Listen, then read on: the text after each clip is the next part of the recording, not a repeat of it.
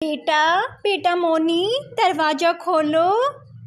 आई माँ। अरे ये क्या, कौन हो तुमने मेरी माँ की आवाज़ निकालकर दरवाज़ा खुलवा लिया। जाओ यहाँ से, नहीं तो मेरी माँ तुम्हें नहीं छोड़ेगी। मेरी माँ आने वाली ही होगी। हाँ, तुम्हारी माँ मेरा क्या करेगी? अब तो मैं तुम सबको खाकर ही जाऊंगा। सुनो, तुम सब चुप रहना, मुझे इसे अपनी बातों में लगा कर रखना होगा। इतनी माँ आएगी। तुम देखने में बहुत डरावने हो, जाओ यहाँ से। और अगर तुमने मेरी बहनों को हाथ भी लगाया तो मैं तुम्हें मार दूंगी।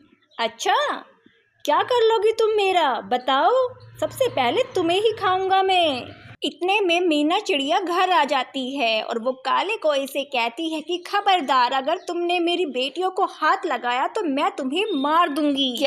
क्या कहा तुमने? तुम मुझे मार दोगी? मैं सबसे पहले तुम्हें ही खाऊंगा। मीना चिड़िया और काले कोए का आपस में झगड़ा हो जाता है और झगड़े में काला कोआ मर जाता है और मीना चिड़िया घायल हो जाती है। घायल मीना चिड़िया अपनी बेटी से कहती है कि मोनी, मेरे पास ज़्यादा समय नहीं है बेटा, तुम अपनी बहनों को लेकर इस जंगल से चली जाओ। मीना चिड़िया अपनी सभी बहनों को लेकर इस जंगल से दूर चली जाती है और बहुत मेहनत करने के बाद आखिरकार अपना एक घर ढूंढ ही लेती है और सभी बहनें मेहनत करके अपना पेट पालती हैं। एक दिन मीना चिड़िया दाने की तलाश में उस जंगल में घूम रही थी, तभी उसे एक बूढ़े बाबा बैठे हुए दिखाई देते हैं। मीना चिड़िया उस बूढ़े बाबा के पास जाती है और कहती है कि आप यहाँ क्यों बैठे हैं और क्यों दुखी हैं?